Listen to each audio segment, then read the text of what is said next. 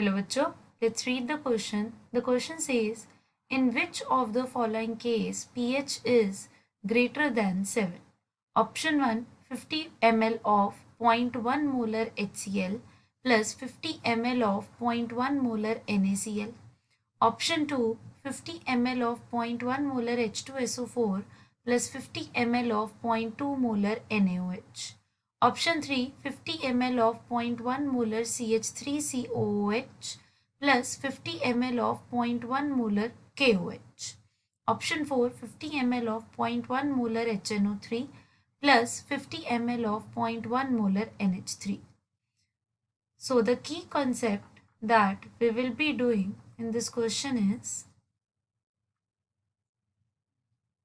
pH of salt solutions.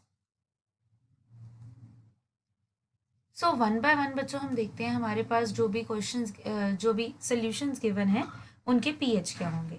First looking at option number 1. Option number 1 is 50 ml of 0.1 molar NaCl and 50 ml of 0.1 molar HCl. अब जो मेरा NaCl है, NaCl is a salt. अगर मैं NaCl का hydrolysis करवाती हूँ, that is reaction with water, तो मुझे मिलेगा NaOH plus HCl. Now NaOH is a strong base, HCl is a strong acid. Strong base और स्ट्रॉन्ग एसिड मिलके जो सॉल्ट बनाते हैं, that is a neutral salt. Means NaCl जो है वो मेरा न्यूट्रल है. Then is 0.1 molar HCl.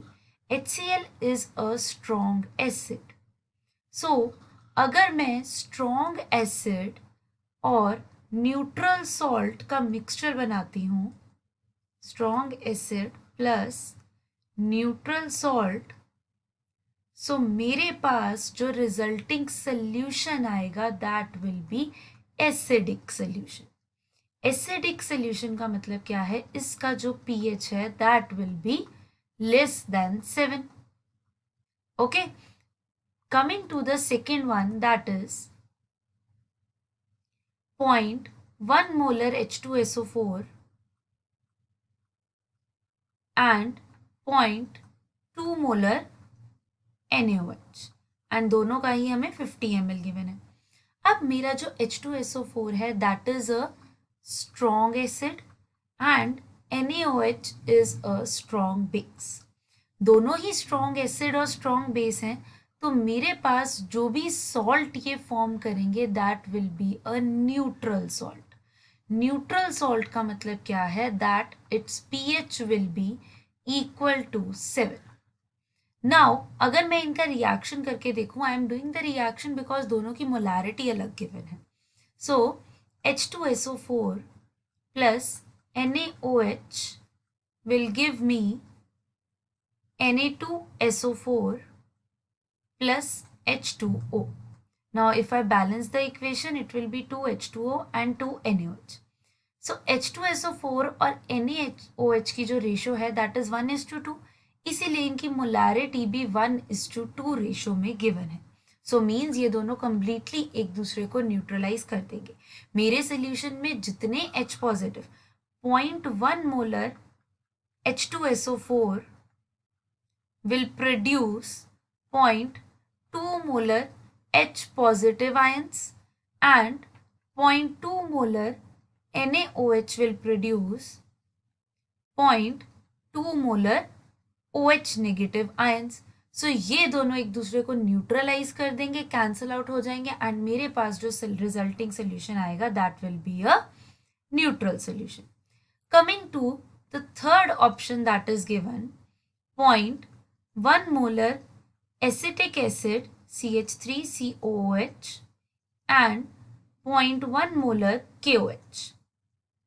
अब जो मेरे पास एसिटिक एसिड है that is a weak acid, and जो मेरे पास KOH है that is a strong base. मेरा एसिड वीक है, बेस स्ट्रॉन्ग है, इसका मतलब कि ये दोनों मिलके जो सॉल्ट फॉर्म करेंगे that will be a basic salt. Basic salt means इसका जो pH होगा that will be more than 7.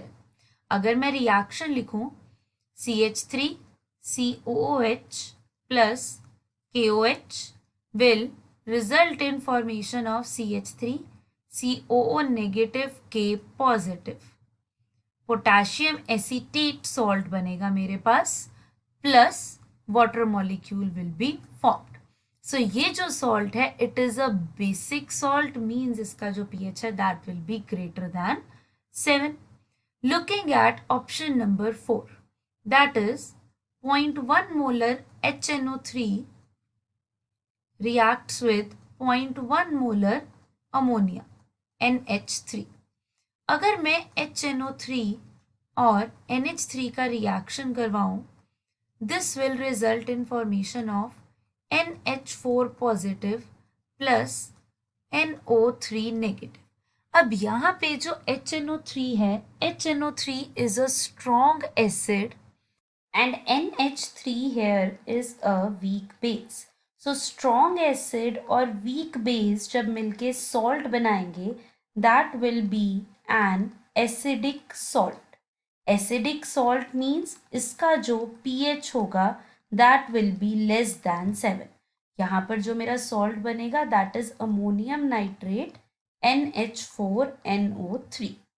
So out of all the given combinations, only option 3, that is acetic acid and KOH, form a basic salt with pH greater than 7.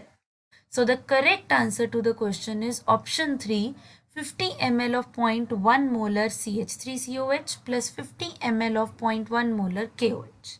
I hope you all understood it well. Best of luck.